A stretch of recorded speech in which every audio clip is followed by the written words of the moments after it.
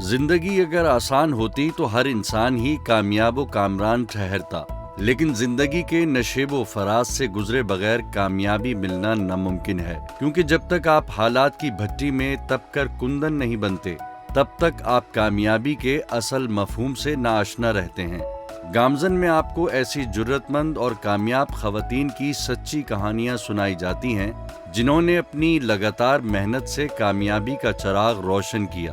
آج ہم آپ کو سنائیں گے اور دکھائیں گے مشہور نعت خواں ماریہ نثار کی کامیابیوں کی سچی کہانی۔ السلام علیکم، میں ہوں ماریہ نثار اور میں کراچی میں پیدا ہوئی اور میں ایک نعت خواں ہوں الحمدللہ۔ بچپن سے ہی گھر کا ماحول کچھ ایسا تھا کہ والد صاحب میرے نعت خواں بھی تھے الحمدللہ اور اسکالر بھی ہیں۔ اسلامی گھرانے سے میرا تعلق رہا ہے، ہمیشہ علماء کرام کی فیملی رہی ہے۔ ظاہر گھر میں سب یہی دیکھا کہ سب نعت پڑھتے ہیں، اسپیشلی میرے استاد جو ہیں وہ میرے فادر ہی ہیں، انہوں نے ہی میری تربیت فرمائی اور میں نے ان سے ہی سیکھا۔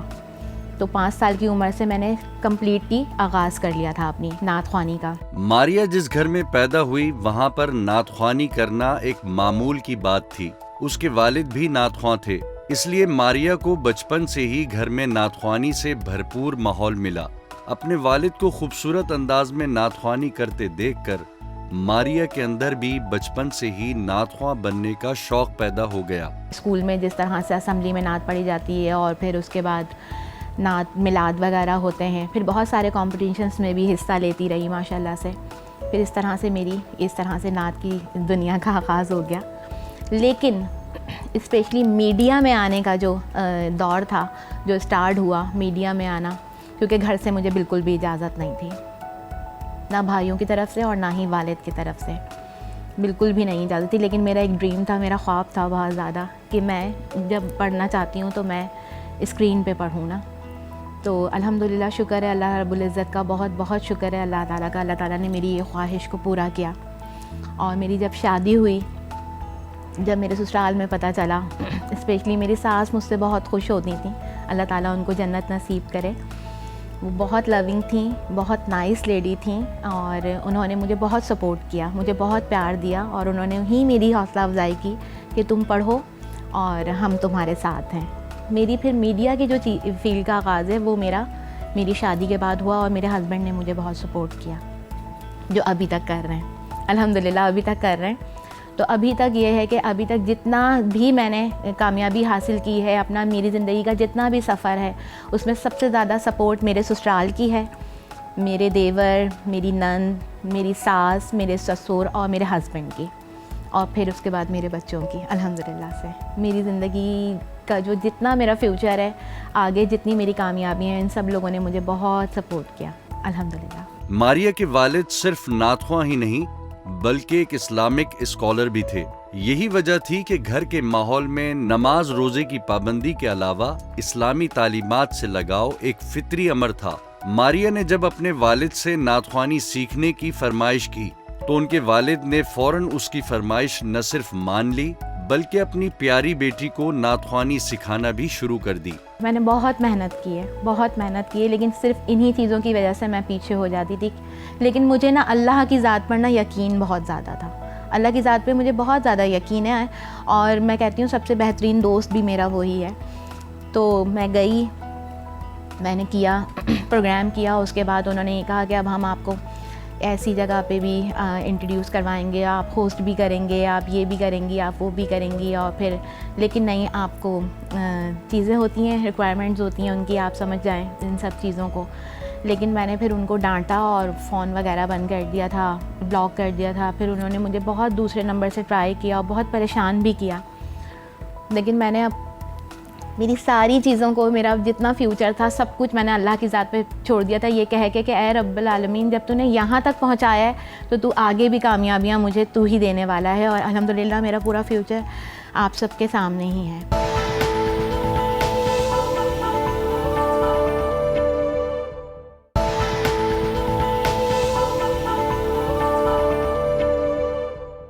ماریہ نے نعت خوانی اپنے والد سے متاثر ہو کر سیکھی اور پھر اسکول میں بھی نعت خوانی کے مقابلوں میں حصہ لینے لگی۔ ماریہ جب تعلیم سے فارغ ہوئی تو ماریہ کے ماں باپ نے اس کی شادی کر دی۔ ماریا کے سسرال میں سب لوگ اس کی نعت خوانی کے شوق کو پسند کرتے تھے.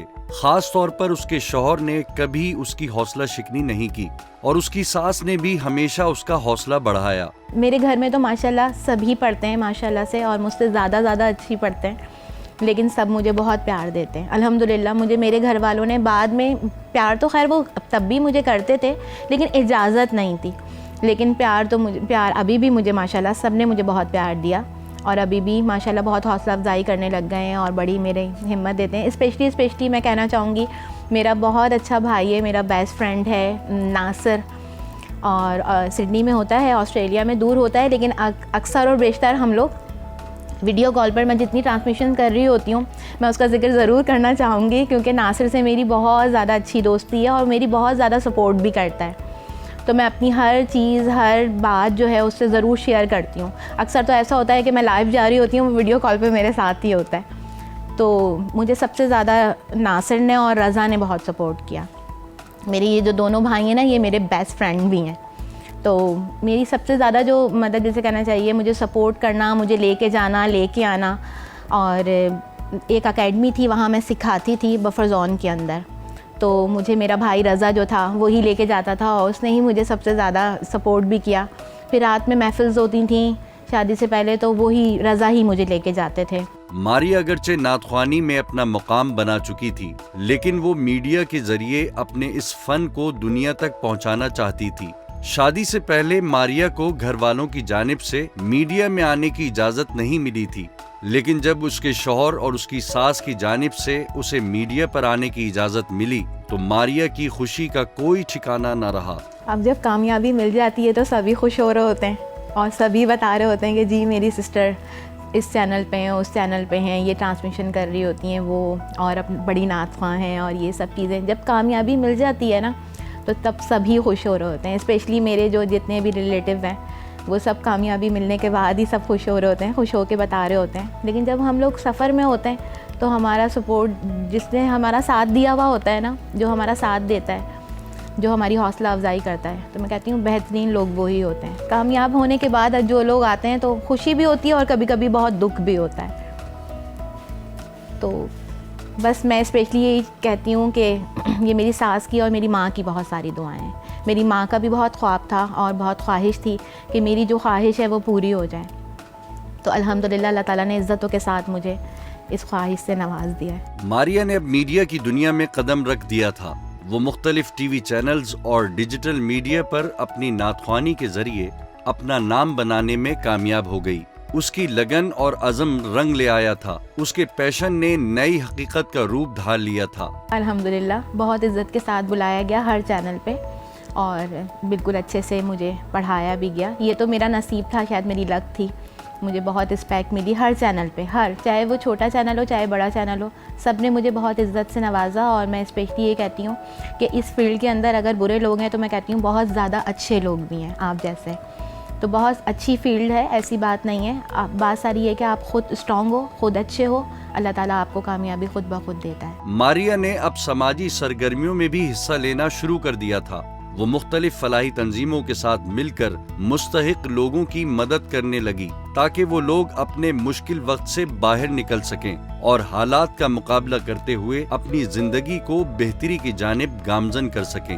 مسلسل محنت اور کامیابیوں نے ماریا کے اندر کسی قسم کا تکبر یا غرور پیدا نہیں کیا، بلکہ اسے مزید سمجھدار اور میچور بنا دیا. اکثر لوگ ایسے کہتے ہیں کہ اتنا زیادہ کام کر رہی ہوتی ہے. اب گھر میں تو ہمارے ساتھ کوئی نہیں رہ رہا ہوتا نا کہ ہماری کس طرح کی روٹین ہے، یا ہم گھر میں کس طرح سے گھر کو لے کے چل رہے ہوتے ہیں، مینیج کر رہے ہوتے ہیں. تو اکثر لوگ فیملی میں اسپیشلی لوگ یہ سوال کرتے ہیں کہ تمہارے ہسبینڈ تو بڑے ناراض ہوتے ہوں گے تم سے، تم تو ہر وقت کام کرتی رہتی ہو.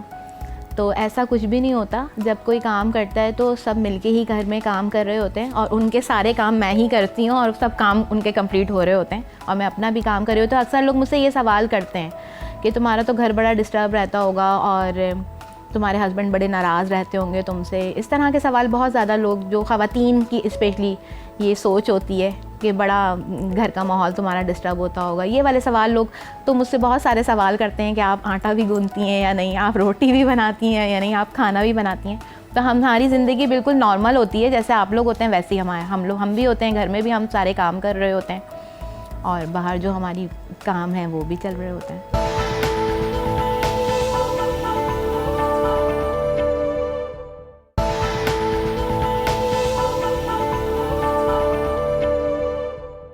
ماریا 2 بیٹیوں کی ماں بھی ہے. اس کی بیٹیاں اس کی طرح ذہین اور پر اعتماد ہیں. اس کی بڑی بیٹی کا رجحان IT کی طرف اور چھوٹی بیٹی میڈیکل کے شعبے میں ہے. ماریا کو نعت خوانی کے علاوہ اگر کسی شعبے میں جانے کا شوق تھا تو وہ شعبہ طب کا تھا. اگرچہ ماریا نے فیشن ڈیزائننگ کی تعلیم بھی حاصل کی تھی، لیکن وہ سمجھتی تھی کہ ڈاکٹر بن کر معاشرے میں زیادہ بہتر اور مثبت کردار ادا کیا جا سکتا ہے. لیکن نعت خوانی کا پیشن سب پر بازی لے گیا تھا.